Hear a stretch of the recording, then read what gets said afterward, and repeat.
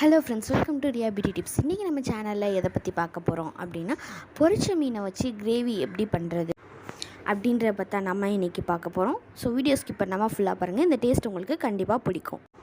நீங்கள் இப்போ நம்மளோட சேனலை ஃபஸ்ட் டைம் பார்க்குறீங்க அப்படின்னா உடனே சப்ஸ்கிரைப் பண்ணுங்கள். அப்படியே பக்கத்தில் இருக்க பெல் சிம்பிளை ப்ரெஸ் பண்ணி ஆல் செலக்ட் பண்ணுங்கள். அப்போ தான் நான் போடக்கூடிய புத்தமுடிய வீடியோக்களை நீங்கள் உடனுக்குடனே பார்த்துக்கலாம்.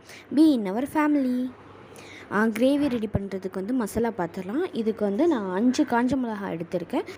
கிரேவி எப்படின்னா கொஞ்சம் காரசாரமாக இருந்தால் நல்லாயிருக்கும். ஸோ உங்களுக்கு காரம் இன்னும் அதிகம் வேணும்னாலும் நீங்கள் அதுக்கேற்ற மாதிரி எடுத்துக்கோங்க. அடுத்து 4 பெரிய வெங்காயம் வந்து கட் பண்ணி எடுத்துக்கோங்க. அதில் வந்து ஒரு கைப்பிடி அளவு நம்ம அரைக்கிறதுக்கு எடுத்துக்கலாம். அதுக்கப்புறம் 3 தக்காளி கட் பண்ணிக்கோங்க. அதில் 1 வந்து இதில் அரைக்கிறதுக்கு நம்ம யூஸ் பண்ணிக்கலாம். மீதி இருக்கிற வெங்காயம் தக்காளி வந்து நம்ம தாளிக்கிறதுக்காக பயன்படுத்த போகிறோம். ஸோ அதை அப்படியே வச்சுருங்க. இப்போ வந்து நம்ம மசாலாவை அரைச்சிடலாம். மசாலா வந்து நீங்கள் வதக்கிட்டு அரைக்கணும் அப்படின்னு தேவையில்லை. சும்மா நீங்கள் பச்சையாகவே இதை வந்து அரைச்சிடலாம். அடுத்ததாக நம்ம வந்து மீன் பொரிக்கிறத பற்றி பார்த்துடலாம். இதே மாதிரி கிரேவி வைக்கிறதுக்கு இந்த மாதிரி பீஸ் மீன் தான் எடுக்கணும். நீங்கள் வேறு மாதிரி மீன் எடுத்தீங்க அப்படின்னா வந்து கிரேவி பண்ணும்போது நொறுங்கிருச்சு அப்படின்னா அது பார்க்குறக்கு ஒரு மாதிரியாக இருக்கும். ஸோ நீங்கள் எடுக்கும்போது பீஸ் மீன் எடுத்துக்கோங்க. பொரிக்கிறதுக்கு மஞ்சத்தூள், அதுக்கப்புறம் சிக்கன் பொடி தேவையான அளவு எடுத்துக்கோங்க. அதுக்கப்புறம் உப்பும் சேர்த்துக்கோங்க. ஏன்னா நம்ம மீன் பொரிக்கும் போதே உப்பு சேர்த்துட்டோம் அப்படின்னா குழம்புல வந்து நம்ம அதுக்கப்புறம் அதுக்கேற்ற மாதிரி பார்த்துக்கலாம். இப்போ வந்து இதை நல்லா மசாலா எல்லாம் செட் ஆகிற மாதிரி பிரட்டி வச்சுருங்க. ஒரு 20 மினிட்ஸ் வரை நல்லா செட் ஆகட்டும். அதுக்கப்புறம் வச்சுருங்க.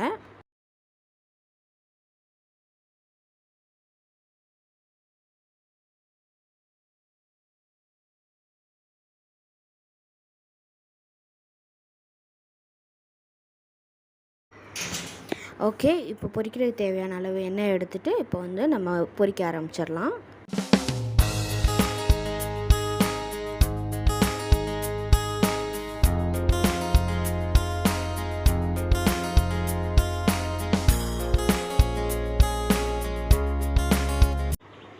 இப்போ எல்லா மீனையும் பொரித்து எடுத்தாச்சு. நம்ம சேர்த்துருக்க மசாலா எதுவுமே உதிரல, அதை அப்படியே பொரித்து எடுத்தாச்சு. ஓகே, இது இருக்கட்டும். நம்ம வந்து குழம்பு வந்து கிரேவி ரெடி பண்ண ஆரம்பிச்சிடலாம். இப்போ நம்ம அதை பொரித்து வச்ச எண்ணெய் இருக்குல்ல, அதையே தான் வந்து நம்ம இப்போ தாளிக்கிறதுக்கும் பயன்படுத்த போகிறோம். அப்போ தான் டேஸ்ட்டு மாறாமல் நம்ம கிரேவி அப்படியே கிடைக்கும். நீங்கள் வேறு எந்த எண்ணெயும் சமையல் எண்ணெயும் பயன்படுத்திடாதீங்க. எந்த எண்ணெயில் பொரிச்சிங்களோ அதையே பயன்படுத்திடுங்க. ஓகே, எண்ணெய் சூடாகட்டும். இப்போ நம்ம நறுக்கி வச்ச வெங்காயத்தை போட்டுடலாம். நல்லா கண்ணாடி பதம் வர வரைக்கும் நல்லா வதக்கிட்டே வாங்க.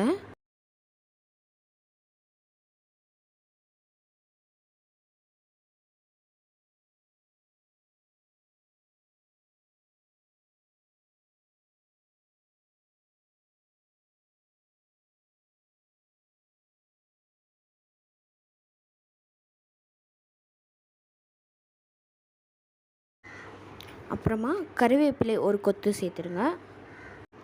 நீங்கள் கறிவேப்பிலையை உருகிட்டு போட்டாலும் உருகாமல் ஒரே கொத்தாக போட்டாலும் டேஸ்ட்டு பேலன்ஸ்டாக தான் இருக்கும். ஸோ உங்களுக்கு எப்படி விருப்பமோ நீங்கள் அப்படியே போட்டுக்கோங்க.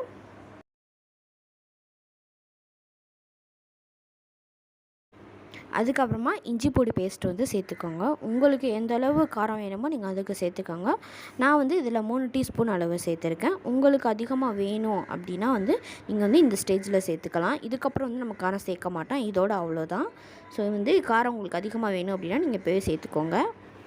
அதுக்கப்புறம் அந்த இஞ்சி பூடி ஸ்மெல் போகிற வரைக்கும் நல்லா வதக்கிட்டே வாங்க. அப்புறமா நம்ம தனியாக எடுத்து வச்சுருக்க தக்காளியை வந்து இதில் ஆட் பண்ணிடலாம்.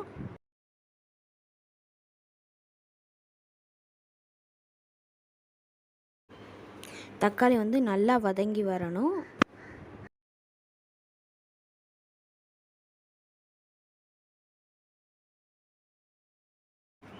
அதுக்கப்புறம் கொஞ்சமாக உப்பு சேர்த்துக்கோங்க. ஏன்னா நம்ம பொரிச்ச மீனில் வந்து ஏற்கனவே உப்பு சேர்த்துருக்கோம்.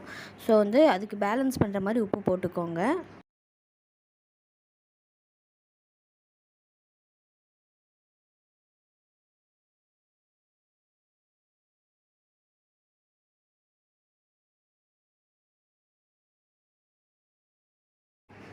தக்காளி நல்லா வதங்கினதுக்கப்புறம் நம்ம அரைச்சி வச்சிருந்த அந்த பேஸ்ட்டை வந்து சேர்த்துடலாம்.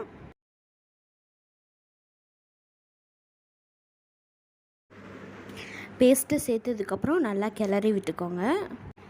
நல்லா மிக்ஸ் ஆகணும். ஸோ நல்லா கிளறிக்கிட்டே வாங்க.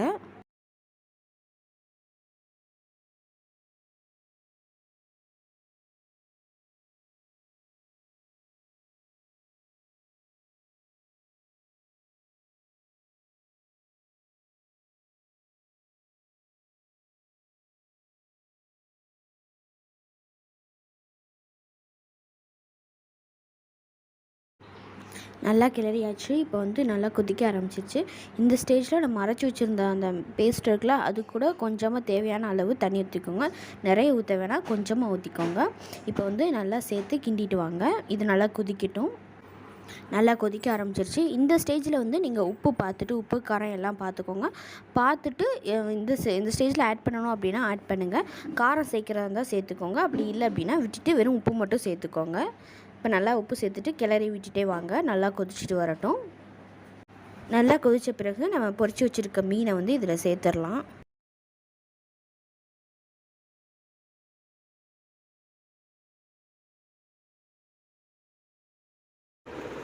தண்ணி ஸ்டேஜில் இருந்து நம்மளுக்கு நல்லா கிரேவி கன்சிஸ்டன்சி வேணும். ஸோ நல்லா தேவையான அளவு நல்லா கொதிக்க வச்சுருங்க.